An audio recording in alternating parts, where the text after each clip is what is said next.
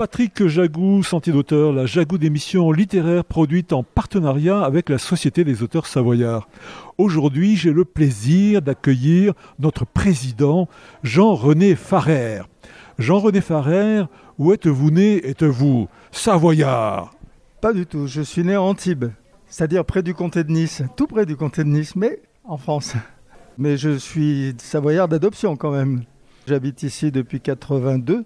On a fondé la SAS en 90 et j'étais un des fondateurs, donc je me sens tout à fait légitime, quoique savoyard d'adoption. Mais ceux qui sont adoptés sont souvent beaucoup plus fidèles que les autres. Jean-René Farrère, vous écrivez. À part écrire, que faites-vous dans la vie? Je suis retraité, donc je lis, je fais du vélo. Je lis et je fais du vélo, je fais du vélo et je lis. Et puis de temps en temps, j'écris aussi. Jean-René Farrère, dans quelles circonstances avez-vous commencé à écrire? Ça c'est très très vieux. Probablement j'avais 15 ou 16 ans. J'ai commencé à écrire. Alors après publier ça a été beaucoup plus tard, mais j'ai fait une formation littéraire pour ça, pour pouvoir avoir un peu de connaissances dans ce domaine. J'ai fait une maîtrise de lettres modernes à l'époque et c'était effectivement dans le but d'écrire. J'ai passé d'ailleurs ma maîtrise avec un écrivain dont le nom ne rappellera pas grand-chose aux gens actuellement, mais qui a eu quand même le Goncourt de la nouvelle et surtout qui a écrit La Lectrice, le roman qui a donné lieu à un film qui, lui, est très, très connu, quoi. Jean-René, c'était qui? Raymond Jean. C'était un excellent écrivain, mais bon, dans un siècle, comme disait Michaud, il y a beaucoup de gens qui se bousculent alors qu'il n'y a que 10 ou 15 places de libre au premier rang. Donc voilà, après les gens meurent et puis leur œuvre tombe un peu dans l'oubli, quoi. C'est classique ça. Qui aujourd'hui lit même du Mauriac. Je suis sûr qu'on n'en lit pas tant que ça. C'est toute une époque qui lit tous ces auteurs du début du XXe siècle qu'on a beaucoup lus, qui sont tombés aussi dans l'oubli, alors même que c'était des auteurs, quand on pense à un auteur savoyard très connu, dont le nom est très connu en tout cas, parce que les gens ne le lisent plus, vu qu'on ne trouve plus ses livres, qui s'appelle Henri Bordeaux, et qui vendait des 300-400 000 exemplaires des bouquins dans les années 20. Et aujourd'hui, il a disparu, quoi, pratiquement. C'est un illustre inconnu. Illustre parce qu'il y a des rues qui s'appellent Henri Bordeaux, mais à côté de ça, évidemment, plus personne ne lit Henri Bordeaux.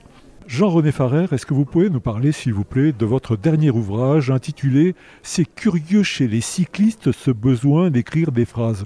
Alors d'abord, pour le titre, certains auront reconnu la musique d'une phrase très connue qui est dans les Tontons Flingueurs. C'est curieux chez les marins, ce besoin de faire des phrases.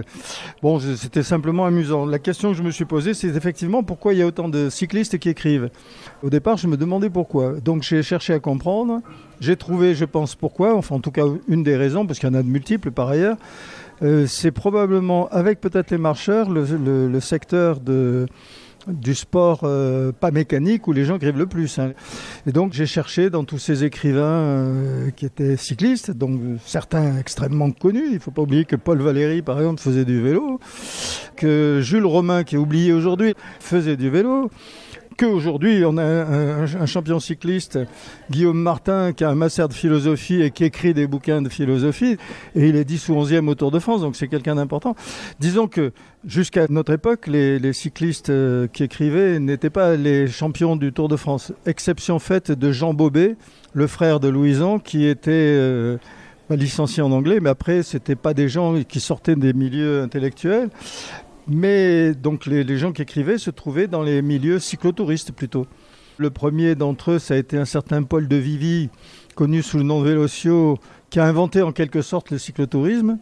Il était à Saint-Étienne et c'était quelqu'un qui a écrit de nombreux livres sur le vélo et qui était capable de partir de Saint-Étienne pour aller jusqu'à Pernes-les-Fontaines à côté d'Avignon en une traite. 200 bons kilomètres avec le col de la République au milieu, et éventuellement le Mistral quand on remontait. Bon.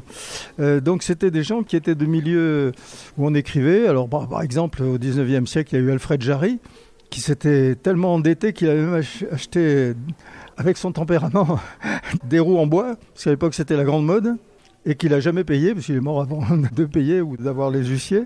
Zola faisait de la bicyclette. Enfin, c'était une époque où, avant la guerre de 14, c'était dans les milieux bourgeois qu'on faisait de la bicyclette. Ça s'est continué après la guerre de 14. Le cyclotourisme s'étant étendu à beaucoup plus de gens, notamment Les premières vacances en 1936, les gens sont partis avec des vélos, des tandems, etc. Et donc, tous ces gens éprouvaient le besoin d'écrire. Alors j'ai cherché, j'ai trouvé de multiples raisons, donc comme je disais tout à l'heure, mais une en particulier, mais je ne la délivre pas parce que c'est la fin du livre. Donc si vous voulez savoir pour quelles raisons les gens écrivent autant, il faut lire le livre. Voilà. Chers auditeurs, nous parlions aujourd'hui de l'ouvrage de Jean-René Farrer intitulé « C'est curieux chez les cyclistes ce besoin d'écrire des phrases », publié aux éditions Totem. Jean-René Farrer, je vous remercie. Voilà, Santé d'auteur, c'est fini pour aujourd'hui. Arvi les amis, et à la semaine prochaine si ça vous dit.